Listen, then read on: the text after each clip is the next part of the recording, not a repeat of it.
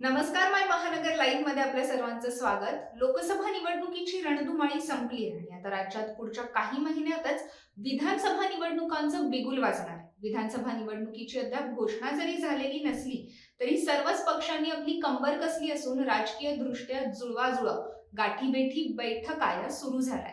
अशातच लातूर जिल्ह्यात देखील राजकीय घडामोडींना वेग आल्याचं आपल्याला पाहायला मिळतंय. मात्र सध्या लातूर जिल्ह्यात कोणाचं वर्चस्व आहे, कोणत्या पक्षाचे किती आमदार आहेत आणि आगामी विधानसभेच्या पार्श्वभूमीवर लातूर जिल्ह्यात राजकीय समीकरणं ही कशी असतील जाणून घेऊ.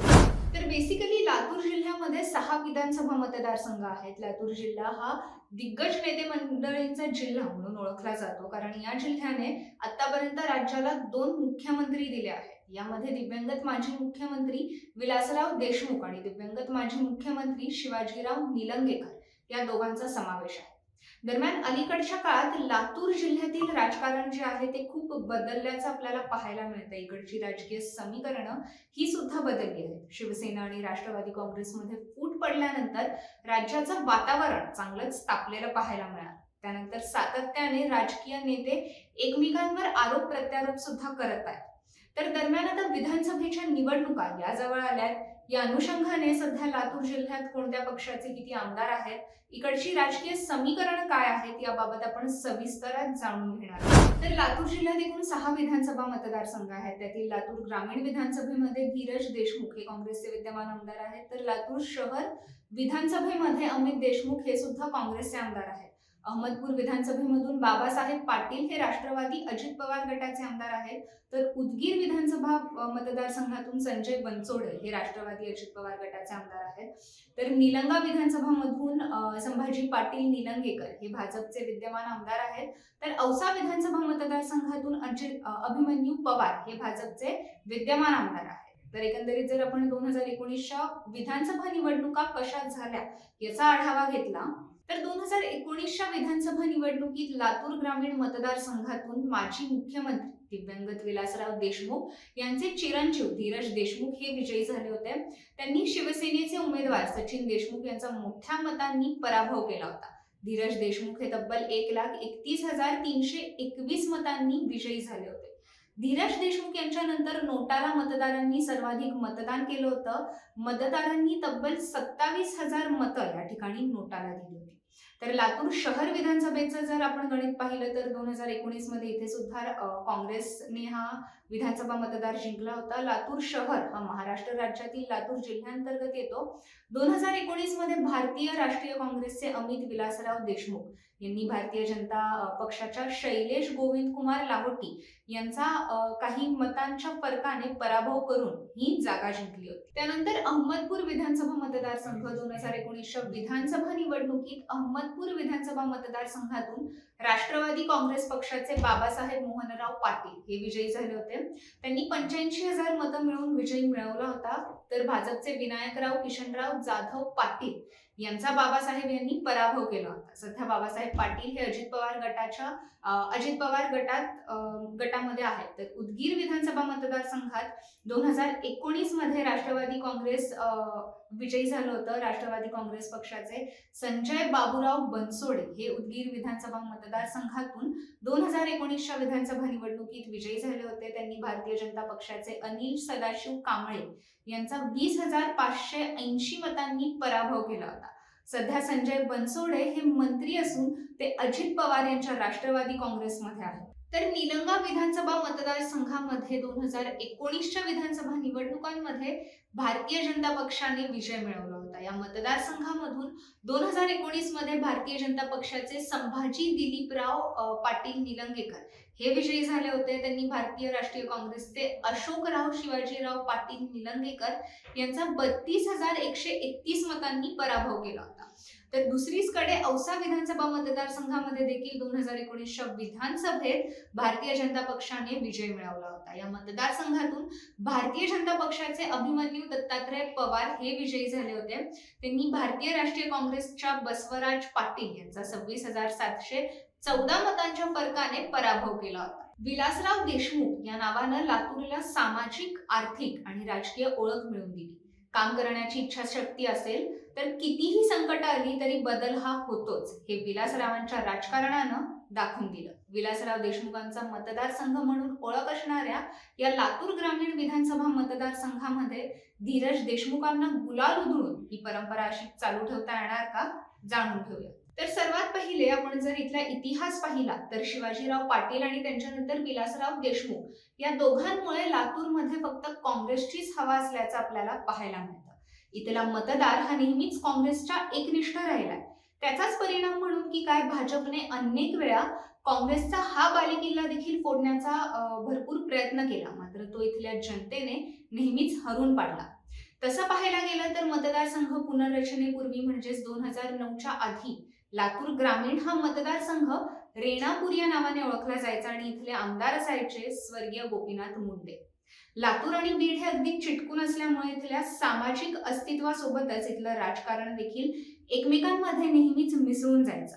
पण 2009ला रेणापूर, लातूर आणि औसा तालुक्यातील काही गावांचा मिळून असा एक नवीन लातूर ग्रामीण विधानसभा मतदारसंघ हा तयार करण्यात आला. तर इथली बदलती राजकीय समीकरणं लक्षात घेऊन हा मतदारसंघ नंतर काँग्रेसचा झाला. 2009ला वैजनाथ शिंदे यांनी देशमुखांना तिकीट देऊन इथून निवडून आणलं. त्यानंतर 2014ला त्र्यंबक भिसे हे विजयी झाले. मात्र 2019ला देशमुखांची पुढची पिढी ही राजकारणात उतरली. जिल्हा परिषदेच्या माध्यमातून राजकारणात उतरलेल्या धीरज देशमुख यांनी भाजपच्या रमेश कराड यांना मात देत काँग्रेसचा गड हा सेफ केला आणि मतदारसंघ तयार झाल्यानंतर काँग्रेसकडे असला तरी तो देशमुख कुटुंबांकडे नेहमीच सुपूर्त झाला. लातूर ग्रामीण विधानसभा मतदारसंघामध्ये आधीपासूनच विलासराव देशमुख यांनी निधी आणून अनेक विकास कामं केली आहेत. त्यामुळे विकासाच्या मुद्द्यांची लाईन पुढे नेत याही टर्मला धीरज देशमुख प्रचार करताना दिसतील का असा प्रश्न अनेकांना उद्भवलाय. त्यात 5 साखर कारखाने आणि जिल्हा मध्यवर्ती बँक यांचा राजकारणावर होल्ड असल्याने सहकार आणि शेतकऱ्यांशी त्यांचा थेट कनेक्ट होतो. म्हणजे अगदी जिल्हा परिषदेपासून ते बाजार समित्यांवरही देशमुख बंधूंची एकहाती सत्ता राहिली. त्यामुळे ही धीरज देशमुख यांना विजयी होण्यासाठी एक्स्ट्रा एफर्टची गरज नसल्याचं आपल्याला पाहायला मिळतंय. फक्त कारखानदारी व्यतिरिक्त इतर औद्योगिक प्रकल्प नसणे आणि घराणेशाहीचा ठपका या 2 गोष्टींमुळे त्यांना सध्या तरी मायनसमध्ये घेऊन जात असल्याचं आपल्याला पाहायला मिळतंय. तर विधानसभेला नेमकं काय होईल याची लिटमस टेस्ट समजल्या जाणाऱ्या लोकसभा निवडणुकीत लातूर ग्रामीण विधानसभा मतदारसंघातून काँग्रेस उमेदवाराच्या पाठीशी तब्बल 17,000चं घसघशीत लीड मिळवून देण्यात देशमुख यांना यश आल्यामुळे धीरज देशमुख यांची आमदारकी सध्या तरी सेफ झोन मध्ये असल्याचं आपल्याला पाहायला मिळतंय. इथली जर जातीय समीकरणांचा आपण विचार केला तर इथे मोठ्या प्रमाणात मराठा समाजाचं वर्चस्व असल्याचं आपल्याला पाहायला मिळतं. तर औसा तालुक्यात लिंगायत समाज हा मोठ्या प्रमाणावर आहे. तरुणांच्या हाताला काम नसणं आणि रखडलेली लग्न हे लातूर ग्रामीणचं सामाजिक वास्तव्य होऊन बसलंय. भाजपचे जिल्हाध्यक्ष रमेश अप्पा कराड हे लातूर ग्रामीणचे संभाव्य उमेदवार असतील अशी चर्चा मतदारसंघामध्ये सध्या चालू आहे. त्यामुळे कराड विरुद्ध देशमुख अशी लढत याही वर्षी मतदारसंघात पाहायला मिळू शकते. भाजपकडून रमेश कराड यांना याआधी 2 वेळा संधी देण्यात आली होती, पण दोन्ही वेळीच रमेश कराड यांचा पराभव झाला. 2019 मध्ये 3ऱ्या वेळेस संधी घेऊन रमेश कराड यांना लातूर ग्रामीण विधानसभा मतदारसंघातून निवडून यायचं होतं.